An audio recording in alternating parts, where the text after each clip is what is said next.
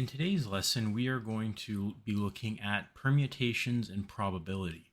So this is going to combine basically almost our two lessons or our 2 units where we're now looking at probability questions that involves either the counting principle or permutations. So just a little bit of a review. What is the probability that a number picked at random between 1 and 10 is odd? Right, so between 1 and 10, again, we're assuming 1, 2, 3, 4, 5, 6, 7, 8, 9, and 10. Those are all of our options. We have 10 of them. So what is the probability that it's odd? Well, the probability that it's odd is I have 5 odd numbers out of 10 total numbers, so it's a 50% chance. If it's a perfect square, so a 1, a 4, or a 9, so the probability that it's a perfect square is going to equal 3 out of 10, or 30%.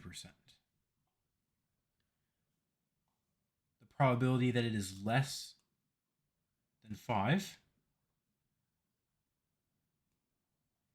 so less than 5, is 4 out of 10, because there's 4 numbers that are less than 5, or a 40% chance.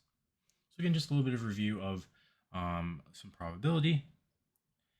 Now, if the numbers are between 1 and 100, or if 3 numbers are between 1 and 100 are selected, what is the probability that they are odd and repetition is allowed? Well, if we think of odd numbers between 1 and 100, there are 50 odd numbers. So because 3 numbers are being selected, 1 followed by another, that is independent or an independent event because repetition is allowed. So this means the probability of the first one is 50 out of 100 multiplied by the next one. There's 50 numbers still out of 100 multiplied by 50 out of 100, or 50% times 50% times 50%. We end up with 12.5% in the end. So there's a 12.5% chance that the 3 numbers that we select, if we're allowed repeats, are odd. Now, how does this change if repetition is not allowed? Well, if repetition is not allowed, it's still so one event followed by another, but now it's dependent. Right, so the probability is going to be changing. So 50 out of 100 multiplied now by 49 out of 100, or not 100, 49 out of 99 multiplied by 48 out of 98. And we've done similar questions like this before, but this is now involving permutations in a way. Because I could rewrite this as 50 pick 3 over 100 pick 3. So there's different ways, so that we can basically take some of the independent, dependent questions that we were doing and now incorporate them using permutations. So if we go through and solve this, again, we get it as 1.2 or 12.12%. So just slightly below if we're allowed repeats. So again, we want to recall, again, the probability of an event happening is NA over NS. We can think of NA as the number of successful outcomes.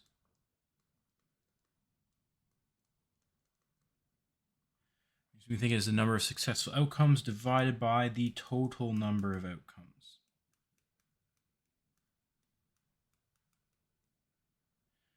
The number of the events happening over the total number of possible events. And if the trials are dependent, like we saw in the last example, we can use permutations in the calculations rather than going through and doing one number times another number times another number and so on, because they are in sequence in these dependent trials or dependent scenarios. So again, same types of questions that we've looked at before, similar types of questions, except now we're using permutations to kind of help us do some of the calculations. So a street illusionist asks 5 people each to secretly write a number between 1 and 100 on a card. Incredibly, they all write the same number. What is the probability that this occurs? Well, let's break it down. So we have probability is equal to NA over NS. Number of successful outcomes over total number of outcomes. I'm going to look at it in two parts. I'm going to look at the number of successful outcomes. So the first person picks a number. They pick one number. There's one option. The second person picks the same number, so there's one option. The third person picks the same number. There's only one number that they're picking. Same with the fourth, and same with the fifth. If I look at the successful outcomes, the total number of outcomes, numbers between 1 and 100, how many total options do I have for the first one? Well, I have 100 for the first one, 100 for the second, 100 for the third, 100 for the fourth, and 100 for the fifth. Right? Because assuming that they're allowed to pick the same number, there's 100 options for each person. So this all comes back and works out to be 1 over 100 to the power of 5. Now again, if you don't want to split it up, you can think of each event separately. So 1 out of 100 for the first person times 1 out of 100 for the second, 1 out of 100 for the third, and the fourth, and the fifth. Either way you think of it, if you don't want to break it up into the two parts, you're still going to end up with the same answer. So we end up with 1 times 10 to the power of negative 10, and then when we multiply that by 100, we have 1 times 10 to the power of negative 8%. So it's an incredibly small chance of this happening. Very, very, very small probability of this happening. Next example. 4 Crosley students, 1 from each grade, line up to pose for Student of the Month photos.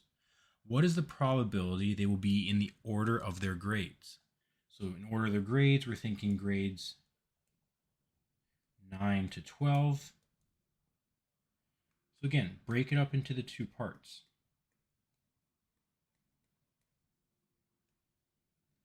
How many possible outcomes for the first position? Well, in the first position, if there's only one grade 9, multiplied by the next one, there's only one grade 10. Multiplied by the next one, there's one grade 11 and one grade 12. Grade 9, grade 10, grade 11, grade 12. So there's only one of each. If we look at the total possible outcomes, we have 4 students, then 3 students, then 2 students, then 1 student. You could also think of it as, again, separately, just individual probabilities multiplied. What's the probability of getting a grade 9? It's 1 out of 4, because there's one grade 9 out of 4 students. Multiplied by a grade 10. Because it's dependent, there's now 1 out of 3 times 1 out of 2 times 1 out of 1 for grade 11 and grade 12 respectively. So again, you can think of it as in different scenarios or different cases, right? So this would be the probability of grade 9 times the probability of grade 10 times the probability of grade 11 times the probability of grade 12. So different ways you can think of it. Let me actually rewrite this a bit. So I'm going to pause the video for a second. So that's a little bit better. So the probability of grade 9 times the probability of getting a grade 10 times the probability of getting a grade 11 times the probability of grade 12. These are all conditional probabilities or dependent probabilities or dependent events, because we're assuming that one gets picked prior to placing the next one, or one is placed prior to placing the next one. So either way you think of it though, when we simplify it all together, the probability of them being in order is going to be 1 out of 4 times 3 times 2 times 1, or 4 factorial. So we have 1 out of 24, which is 4.2%. So there's one way out of 42 or out of 24 ways where they would be in order by their grades, or a 4.2% chance that this occurs.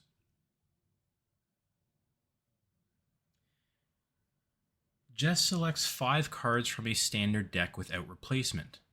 What is the probability she selects 3 aces followed by 2 jacks? So again, a couple things to think about.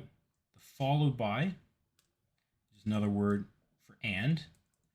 So it indicates that we're multiplying. Right? So we have to think, is it dependent or independent? And because it says without replacement, it's dependent. So the subsequent events are going to be changing. So probability, again, 2 parts. Successful outcomes, total outcomes. Again, if you want to break it up into 2 parts, right, look at one part first, the successful outcomes. So this is where we're looking at 3 aces followed by 2 jacks. So if it helps, do the slot method. So 3 aces followed by 2 jacks. How many possible options do we have for aces? Well, we have 4 aces for the first one, then 3, then 2. And for jacks, we have 4 and then, 4 and then 3. So there's 4 options, then 3, then 2 for the aces, and then 4 options, then 3 for the jacks, because we're assuming one gets picked and it's not being replaced. So this works out to 4 pick 3 times 4 pick 2. For the total number of outcomes, how many options do we have for the first card in total? Well, there's 52 cards. So the first spot, there's 52 cards. Multiplied by the second spot, there's 51, then 50, then 49, and then 48. Or in other words, 52 picking 5 cards. That's the total number of ways. How many ways can I pick 5 cards from a standard deck? So in total, when I put this together, I end up with 4p3 divided by 4p2, or times 4p2, divided by 52p5. Again, if it helps, you could break it up and look at the probability of each event happening. So picking an ace, then picking another ace, assuming that one was picked, then picking a third ace. Right? So you could look at individual probabilities and multiply them together, essentially just creating fractions between these 2 values, and then these 2 values, and then these 2, and so on and so on. Different ways of how you might solve it, but essentially you're still doing the same thing. Just depends on what you're comfortable with and what helps you. So when we simplify this, 288 ways to select the 3 aces followed by 2 jacks, divided by 311,875,200 ways to select 5 cards from a standard deck. Let's organize this a bit more. And then this equals 0.00, let me put it below just for sake of space, 0.0000923%. So again, a very small percentage or chance of this happening. What is the probability she selects 2 hearts followed by 3 clubs? So again, same thing. We're going to split this up into 2 parts. Number of successful outcomes, or number of ways that this can happen, over the total number of outcomes. Now, the total number of outcomes we've already determined because we're still selecting 5 cards. So it's 52 times 51 times 50 times 49 times 48, or we could just say 52p5 again. For the number of successful outcomes, or how many ways can we select 2 hearts followed by 3 clubs, again, we could break it down into each part. So looking at a heart, how many hearts do we have? Well, we have 13 hearts that we can pick from first, then followed by another heart. So assuming one gets picked, there are now 12 remaining, multiplied now by a club. Well, there are 13 clubs, multiplied by, assuming one gets picked, 12, multiplied by 11, assuming that, again, we've picked 2 previously, so there's 11 remaining.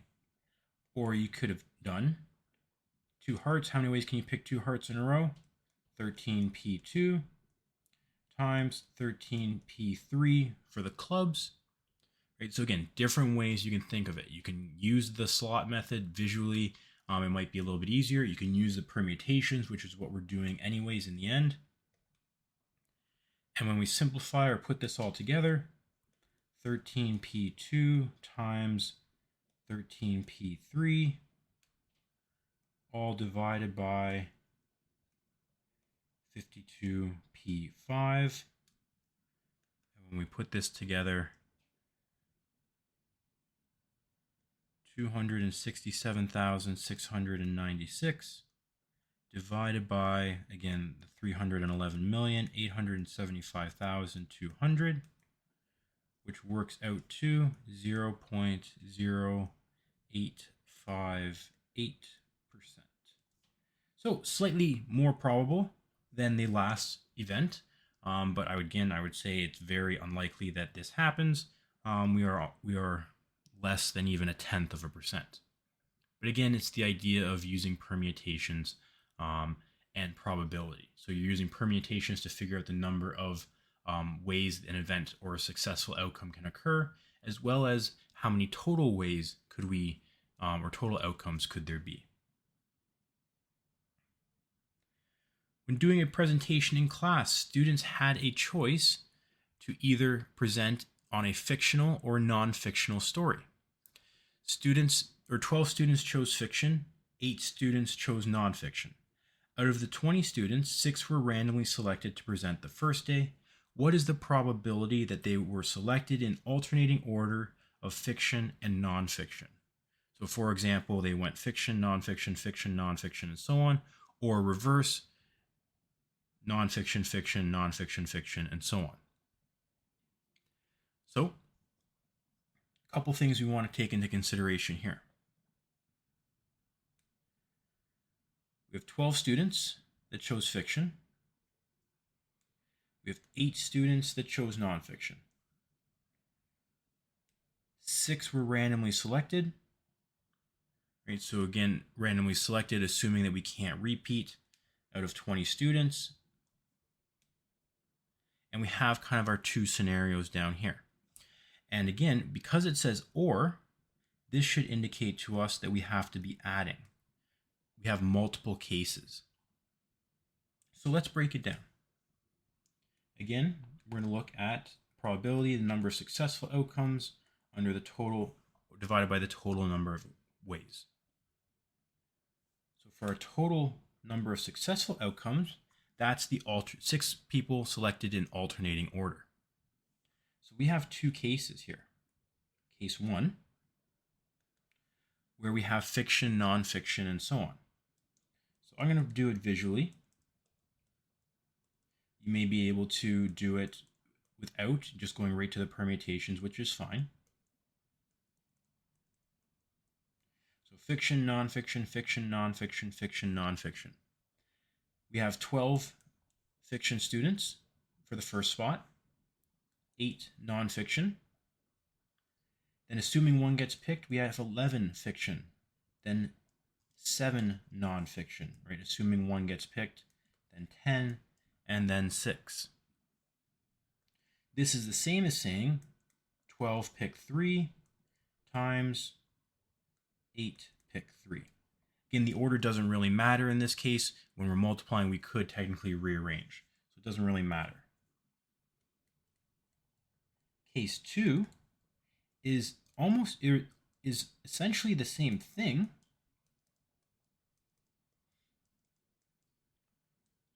We still have our 6 spots, our 6 students being picked. But now we're starting with nonfiction, then fiction, nonfiction, fiction, nonfiction, fiction.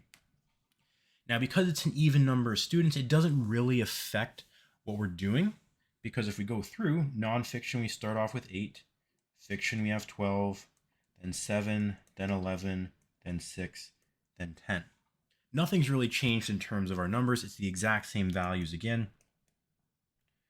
Right? We could say we reverse it and put the 8p3 first and the 12p3 second, based on what we started with. But again, it doesn't really change that it's going to be the same number of ways. We do have to keep in mind, though, that we do add these together because both cases are possible. Now, if this had an uneven number or an odd number of students being selected and we had to do the alternation, you could see how the cases would be different, because there'd be more of one choice in one case than the other, and vice versa. But that is just for the number of successful outcomes, or the number of ways we can select alternating orders. The total number of outcomes, well, what's the general scenario? What are we doing in general? Well, we have 20 students and we're picking 6 of them. So we look back at our 6 general spots. Again, I'll visualize it. So we start off with 20, then 19, then 18, then 17, 16, and 15. Right? So regardless, without any restrictions, essentially, in general, what we're doing, we are selecting 6 students from 20, or 20 pick 6. So when we put this all back together, this all comes back down to, we add these two values up, these actually work out to 443,520, which is the same thing. So in total, we have 887,040 divided by the 20 pick 6, which gives us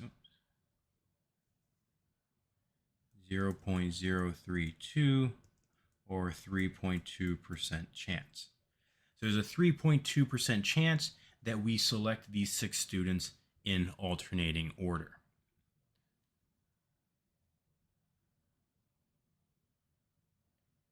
The last question, and this one is more of a kind of a common probability question looking at birthdays. So there are 24 students in Mr. Liu's data class. What is the probability no 2 people have the same birthday? So let's think about it.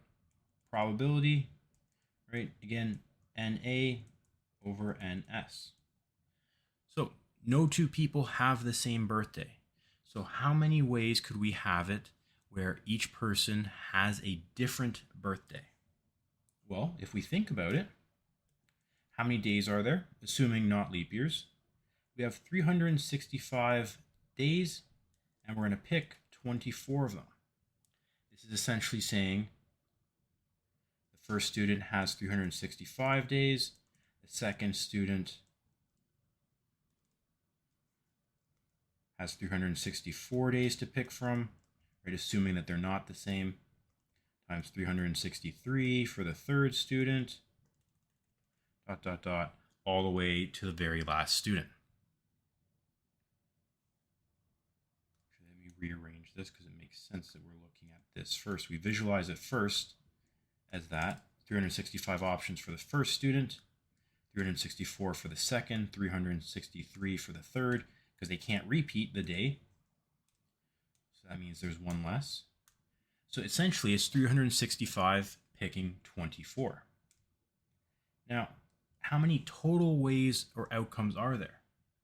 Well, if I look at the one student, they have 365 days to pick from. The other student has 364 days, but in total, there is 365. 365 for the next one, and so on and so on and so on. So essentially, 365 to the power of 24, because that's the total number of ways each person had to pick from. So we put this all together. 365 pick 24 divided by 365 to the power of 24. This works out to 46%. So there is a 46% chance that no two people have the same birthday out of 24. Now, what is the probability that at least two people share the same birthday? Now, this one could get a little tricky. At least two people sharing the same birthday. So if we were to look at that visually, what might that look like? Well, simply put, the first student picks a day. And the second student would pick the same day. So they each have one option. That's where they share the options. And then you might have 364 picking 22. So everyone else does not share that same day. Now, that's again that's one scenario. That's only if the first and the second student share that. Right? It could be the first and the third, the first and the fourth, the second and the third, right? And that's only two people. What if there's three people? Because at least means minimum of two. So 2 people, 3 people, 4 people, 5 people, 6 people, all the way up to 24. So that's just one case out of many. The denominator would still be the same, 365 to the power of 24, because each person has a total of 365 days to choose from. But I don't want to add up all those cases. I don't want to go through all of that work. That's a lot of extra work and a lot of cases to think about. So this is where the indirect method is helpful.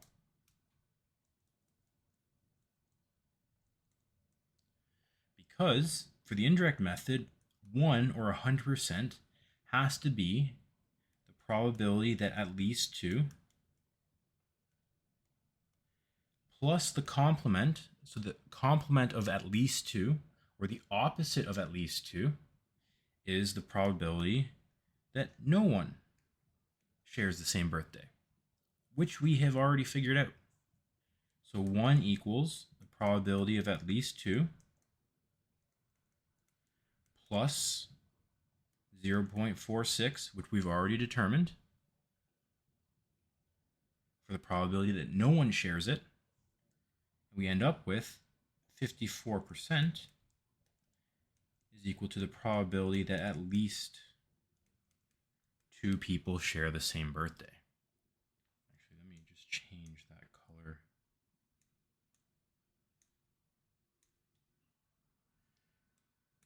So the probability that at least 2 people share the same birthday is 54%, which is the complement to the probability that no one will have the same birthday. So again, when we're looking at probability, we are trying to break it up into 2 parts, looking at the number of successful outcomes over looking at the total number of possible outcomes.